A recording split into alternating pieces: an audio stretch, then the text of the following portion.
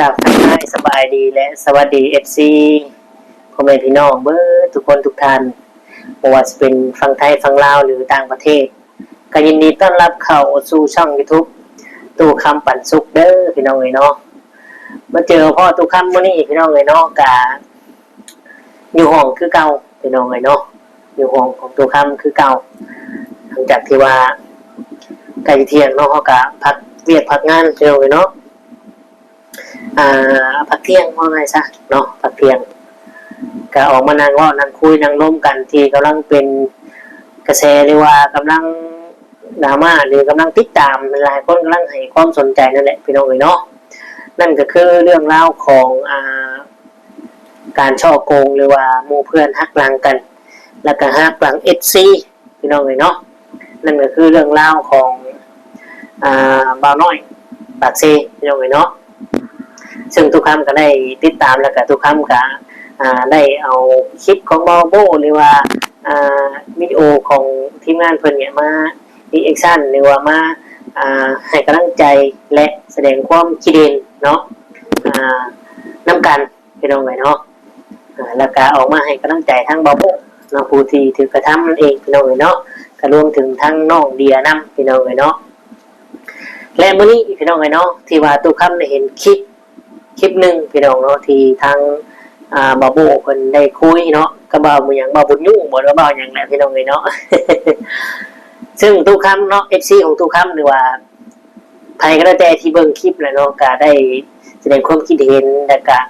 ได้ถามเข้ามาว่าจับได้หรือยังเนาะและเป็นคดีแท้บ่หรือว่าจังไงเนาะพี่น้องเนาะแน่นอนพี่น้องเลยเนาะตามที่ว่าเขาได้เบิ่งคลิปหรือว่าได้ติดตามชมเรื่องราวที่เราทีมงานบาโบเพิ่นกำลังเดินเรื่องเนี่ยเนาะแต่ว่าเฮาก็ตอบไปแบบที่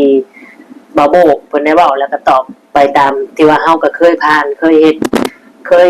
ขึ้นไปสู่ห้องพักตามขั้นตอนของเจ้าหน้าที่เพิ่นพี่น้องเอ้ยเนาะคือสิออกหมายจับนี่พี่น้องเนาะคือสิออกหมายจับนี่ต้องเรียกผู้ต้องหาเนาะหรือว่าผู้ทำผิดเนี่ยมาสืบสวนก่อนเนาะถ้าว่าเรียกแล้วยังบ่มานี่ตำรวจเนี่ยจะส่งเอกสารหรือว่าส่งสำเนาส่งหยังก็แล้วแต่ที่มีไว้เป็นหลักฐานเนี่ยส่งให้ศาลตัดสินเพื่อให้ศาลออกหมายจับออกหมายมาแล้วก็ไปจับบุคคลนั้นเนาะพี่น้องซึ่งมันท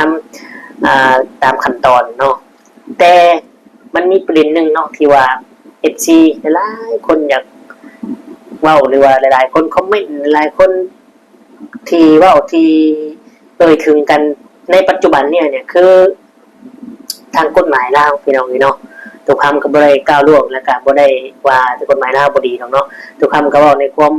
เป็นจริงและเว้าในสิ่งที่สังคมวิพากษ์วิจารณ์และกำลังที่ว่าเว้าถึงถึงกันแต่ใดมาอยู่แล้วเนาะว่าทางรัฐบาลลาวเนี่ยทางประเทศลาวเนี่ยยังด้อยพัฒนาเนาะอันนี้ทุกครั้งก็บ่เถียงแต่เพิ่นก็บริหารไปในรูปแบบของเพิ่นตามที่เพิ่นมีกำลังเนาะเป็นอย่างทุกครั้งถึงว่าแม่นเพราะว่าก็อีหลีได้พี่น้องเนาะทุกครั้งก็บ่ได้ว่าเขาพุ่นออกพี่ได้ว่าในข้อมูลความจริงและอยู่กลางเนาะ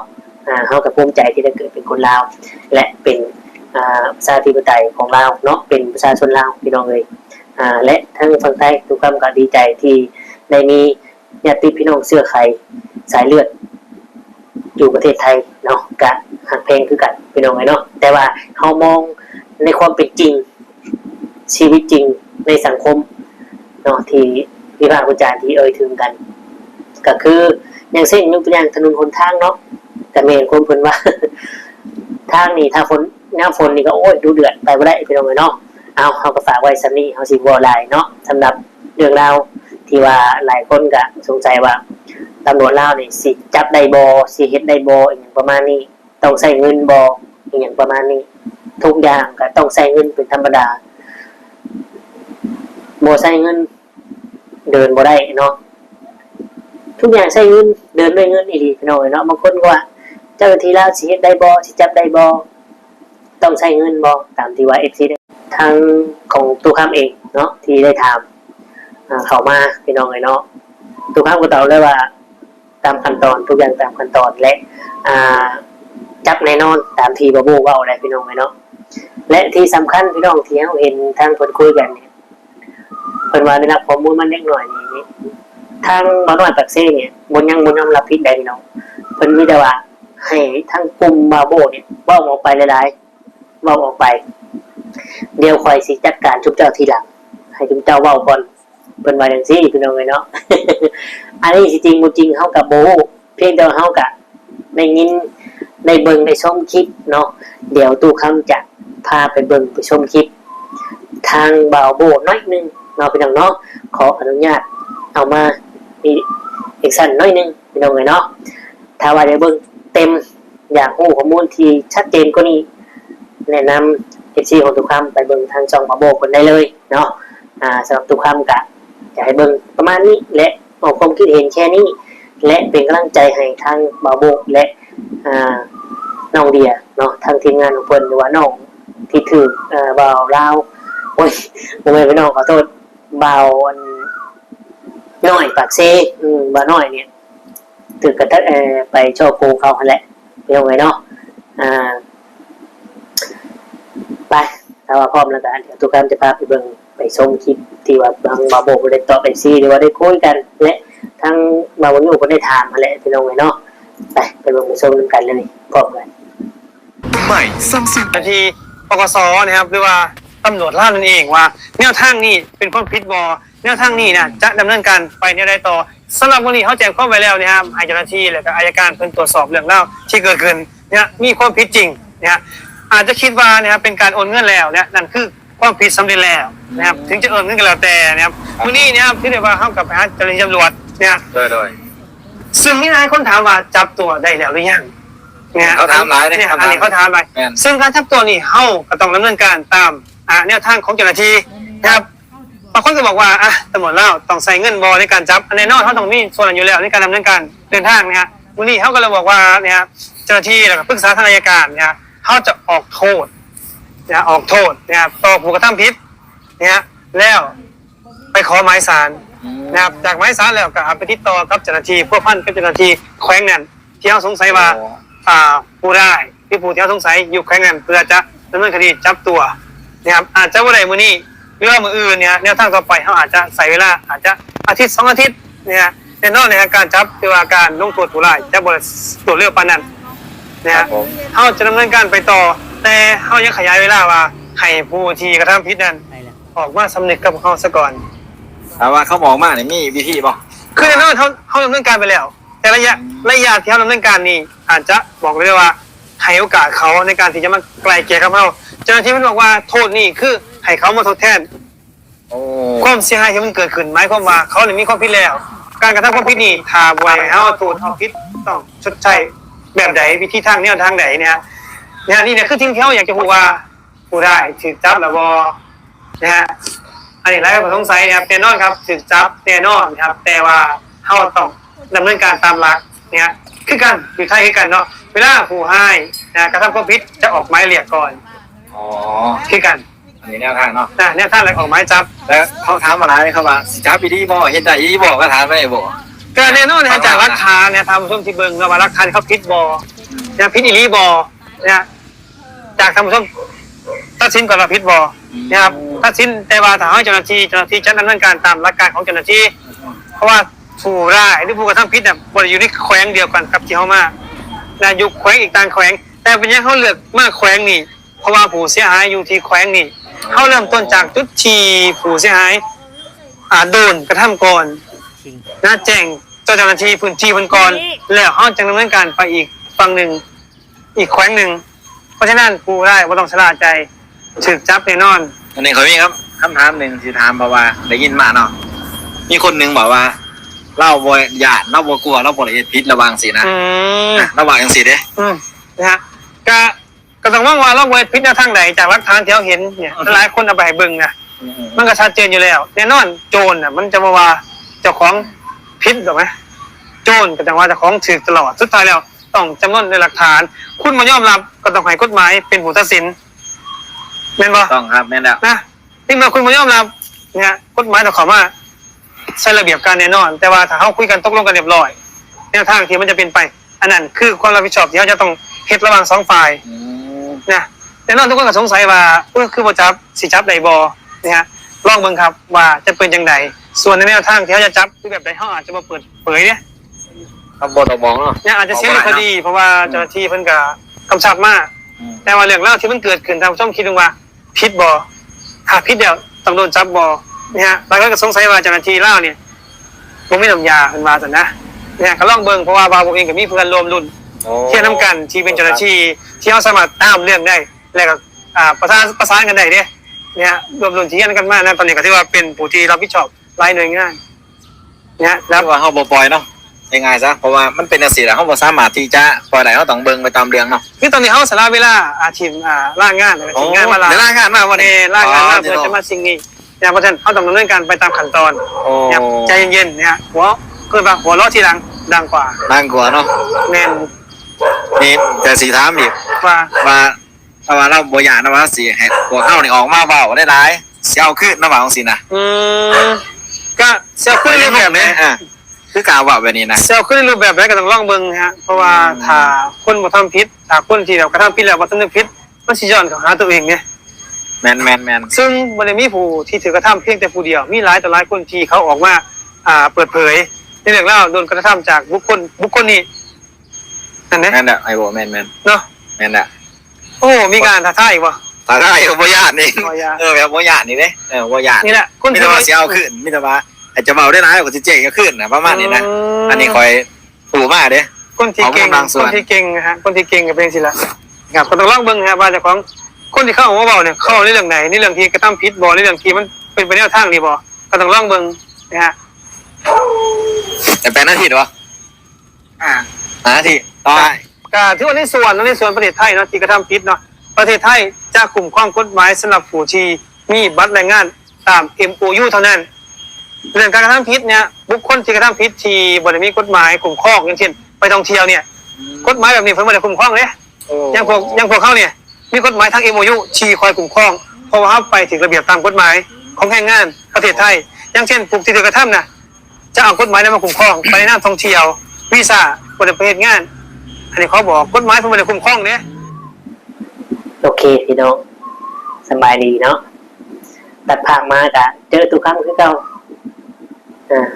เจอตุกคำคือเก่าตามเคยพี่น้องไงเนาะพี่น้องเป็นยังไงหลังจากที่ว่าในชมในเบิ่งคลิปเนาะที่คนได้คุยได้บอกกันนั้นเป็นยังไงพี่น้องคิดว่าสิจับได้บ่หรือว่าจับกันหรือยังเนาะตามที่เฮาได้เบิ่งเนาะกับทั้งทีมงานบาโบเนี่ยก็ยังอยากให้โอกาสทั้งบ่น้อยปักซีเนาะก็บ่ถึงขั้นว่าสิเหยียบกันให้จมดินคือบาโบบอกนั่นแหละเนาะเพียงแต่ว่ายังให้โอกาสอยากให้บ่น้อยนี่ออกมารับผิดและบอก FC และขอโทษทุกคนเนาะเพราะว่าก็คิดเห็นความเป็นเพื่อนเป็นหมู่บ้านเดียวกันก็อยู่ก็กินน้ำกันอะไรเนาะตามที่ทุกคำได้เบิ่งนะที่เฮาสังเกตเบิ่งที่ว่าเพิ่นยังให้โอกาสแต่ว่าในเมื่อทางเบาน้อยปักเซ่เนี่ยยังปีกกล้าขาแข็งเนาะยังยืนยันว่าบ่ได้เป็นคนผิดบ่ได้เฮ็ดบ่ได้ทำคอยปล่อยให้จุ๊เจ้าเว้าไปก่อนให้จุ๊เจ้าจัดการเลยเดี๋ยวคอยจัดการจุ๊เจ้าทีหลังอย่างประมาณนี้ก็ถือว่ายังยืนยันคำเดิมว่าบ่ได้เป็นคนทำแต่หลักฐานทั้งหมดมันก็เชื่อมโยงไปหาเราคือเก่าเนาะพี่น้องทั้งเฮาก็เป็นกำลังใจทั้งเบาโบเนาะทั้งน้องเดียทั้งเบาน้ำมีอย่างที่ถึกเบาน้อยปักเซโกเรียกดีไทยเงินแหละพี่น้องไว้เนาะแต่ว่าเบาน้อยปักเซแล้วยังยืนยันแบบนี้นี่ FC ของทุกคำคิดว่าจังได๋พี่น้องถ้าว่าเพิ่นมีข้อมูลดีๆนี่ถึกจับแน่นอนแม่นบ่ถ้าว่าบ่ยอมนี่ถึกจับแน่นอนแม่นบ่ถือว่าเพิ่นสู้ได้เนาะพี่น้องเนาะเอาพี่น้องมีแต่ว่าติดตามกันต่อไปเนาะว่าผลจะออกมาจังใด เฮาก็จะคอยให้กำลังใจและแสดงความคิดเห็นเล็กๆน้อยๆไปจังซี่แหละเนาะเฮาก็บ่ได้มีส่วนที่แบบว่าได้ส่วนเสียนำดอกเพียงแต่ว่าเห็นคนตั้งใจทำความดี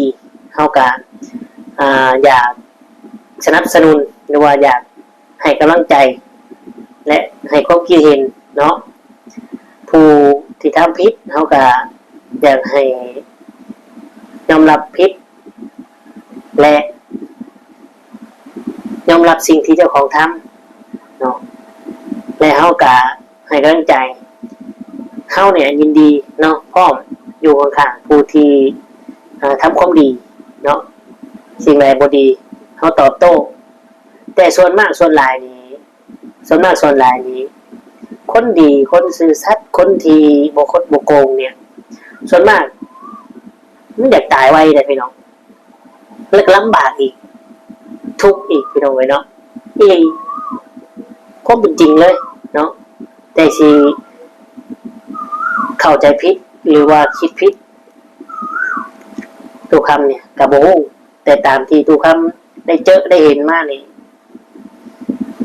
ไม่ได้คนดีเลยตายไวพี่น้องไม่ได้คนดีคนซื่อสัตย์มักสิลำบากเลยก็ตายไวไปไวเนาะผู้ที่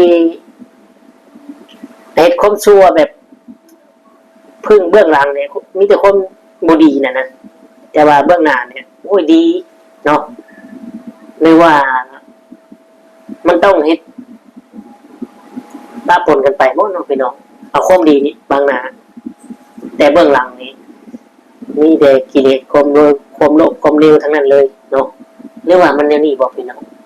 มันถึงเข้ากันนี่เนาะมันถึงเข้ากันคนเฮาสีเท่าเลยพี่น้อง ตามที่เห็นนะว่าพี่น้องอย่างเช่นที่ว่ามันเป็นข่าวอยู่เสมอนี่เนาะมีนายตำรวจท่านหนึ่งที่ว่าไปจับพวกสแกมเมอร์นะพี่น้องพวกบดีนั่นแหละเลยไปฝากขังเนาะจับไปเลยไปเอาเข้าคุกแล้วเราก็หายตัวไปจนฮอด8 เดือนพบอีกที่เป็นกระดูกแล้วเป็นซากแล้วเหลือแต่ชุดเครื่องแบบเนาะพี่น้องเห็นบ่เหมือนในหนังในละครเลยเหมือนในหนังในละครเพิ่นเด่นให้เบิ่งว่าสิเป็นหนังไทยหนังเกาหลีหนังจีนเนาะหนังญี่ปุ่นนี่ยังก็แล้วแต่ที่เพิ่นแสดงมาให้เบิ่งแบบนั้นเป๊ะเลยเนาะตำรวจดีเนี่ยมักสิถูกกำจัดเนาะพี่น้องอาจสิเป็นไปได้เนาะสุดยอดแห่งรีโดมนุษย์เฮานี่เนาะมีแต่คือว่ามันแหละ เอาก่อนอื่นก็ฝากไว้ซ้ำนี้คลิปนี้เนาะเดี๋ยวเขาไปต่อคลิปหน้าจะเป็นคลิปอย่างเรื่องอย่างติดตามไว้กดไลค์กดแชร์ให้ในเด้อพี่น้องเด้อเนาะก่อนอื่นก็ขอบคุณหลายๆเนาะที่เข้ามาเบิ่งมาชมกดไลค์กดแชร์ให้และกดติดตามกด Subscribe ให้ทุกคำขอบคุณหลายๆเนาะสำหรับคลิปนี้ทุกคำก็สิได้ขอตัวอำลาพระจากพ่อแม่พี่น้องไปก็คือสิได้กล่าวคำว่าสบายดีและสวัสดีครับ